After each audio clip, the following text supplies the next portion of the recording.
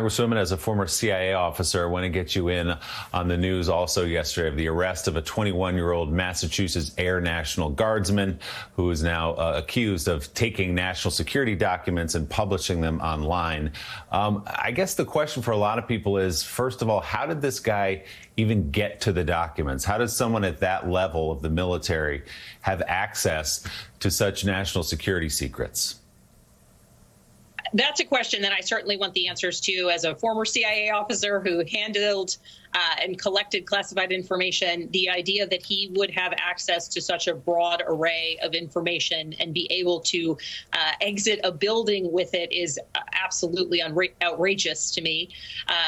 As a member of the House Intelligence Committee, I look forward to very aggressive questions related to how this could have happened, what they know of how he was able to access these documents, what his clearances were, why he had direct access to these documents, and certainly what counterintelligence methods were in place to continue the review of individuals who have access. As has been reported, this individual spoke in a way that was anti-government at times, expressed doubts about the intelligence community or law enforcement, et cetera.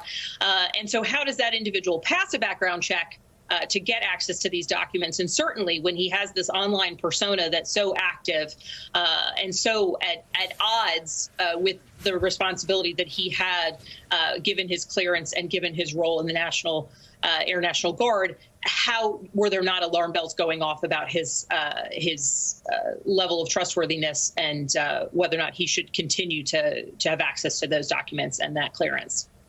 The White House and the Pentagon somewhat playing down the information that was actually exposed and made public in terms of national security risks. Based on what you've seen, though, what's your assessment of what's out there?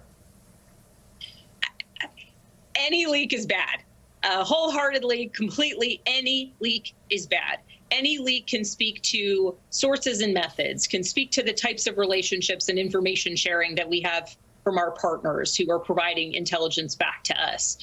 Any leaks that provide information about our assessments of foreign governments, foreign leaderships, foreign capabilities, be they our allies or our adversaries, it is all bad.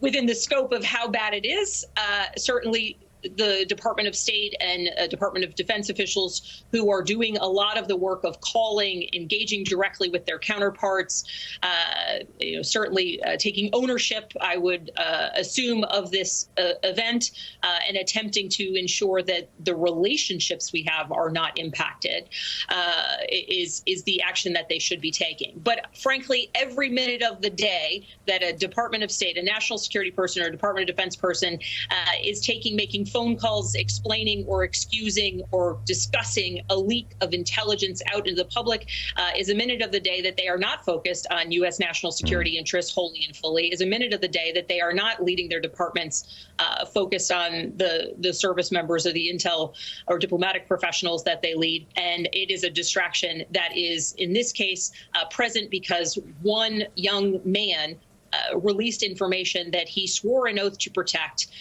It's against the law. I thank the FBI and law enforcement for their strong work to ensure that they were able to determine who this leaker was.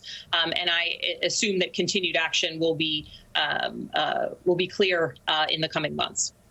And this guardsman will be arraigned today, so we may learn much more about what he exposed and how he did it. Democratic Congresswoman Abigail Spanberger of Virginia, thanks for your time this morning. We always appreciate it.